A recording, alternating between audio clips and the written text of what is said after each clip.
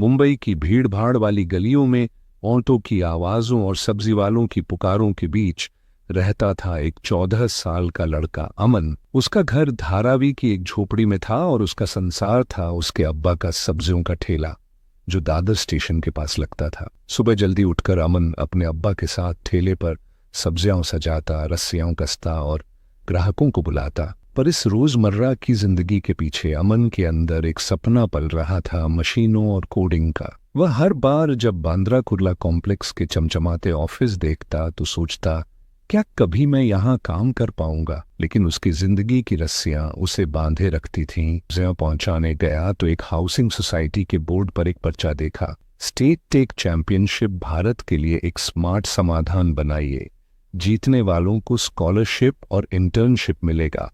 उसकी आंखें चमक उठीं। उठते हुए घर गया और अब्बा को दिखाया। अब्बा बोले, बेटा, हमारे जैसे लोग बस ठेला ही चला सकते हैं, ये बड़े लोगों की दुनिया है।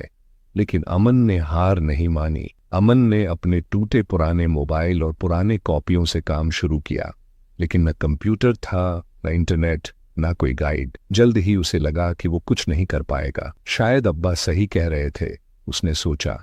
उसने 2 दिन तक कुछ नहीं किया। रास्ता जो रस्सियों से बंधा न हो, डरावना लगता है। तीसरे दिन स्कूल के बाहर सब्जियां बेचते हुए उसने एक टीचर को बच्चों को सेंसर के बारे में पढ़ाते सुना। मैम, सेंसर क्या होता है? अमन ने पूछ लिया। वो मुस्कुराई। नाम था मीरा मैम, एक रोबोटिक्स टीचर। अमन ने अपनी कहानी और सपना बताया। वो बोली, अगर तुम्हारा जज्बा सच्चा है तो साधनों की कमी आड़े नहीं आएगी, मैं मदद करूंगी। अब हर शाम ठेले से काम निपटाकर अमन स्कूल की पुरानी लैब में जाकर सीखता। मीरा मैम ने उसे कोडिंग सिखाई, पुराने सामान से मॉडल बनाना सिखाया। उसने बनाया स्मार्ट सब्जी ठेला जो वजन माप सके, स्टॉक गिन सके और बाजार भाव से दाम दिखा सके। वो ठेला उसकी पहचान बन गया, उसकी जड़ों और उड़ान दोनों का प्रतीक। कुछ बच्चे मजाक उड़ाते, सब्जी वाला साइंटिस्ट बनेगा। अब्बा भी नाराज हो जाते, ये मशीन बना के किराया भरेगा क्या? बिजली कट, थकावट और ताने, सब ने उसे रोकने की कोशिश की, पर वो रुका नहीं। कबाड़ी वाला दोस्त बना, एक रिटायर्ड इंजीनियर ने सेंसर ठीक किया, कुछ ऑनलाइन लोगों ने कोडिंग में मदद की। अंटायर रोड मुश्किल थी, पर उसमें अपनापन भी था। प्रतियोगिता से 2 दिन पहले उसके मॉडल की स्क्रीन जल गई। अमन टूट गया। रात को पहली बार फूट फूट कर रोया, लेकिन फिर उसे अब्बा का चेहरा याद आया, हाथों में बंधी रस्सियां। लेकिन हौसला कभी ना हारना। अगर अब्बा कभी हार नहीं मानते तो मैं कैसे मान लूं?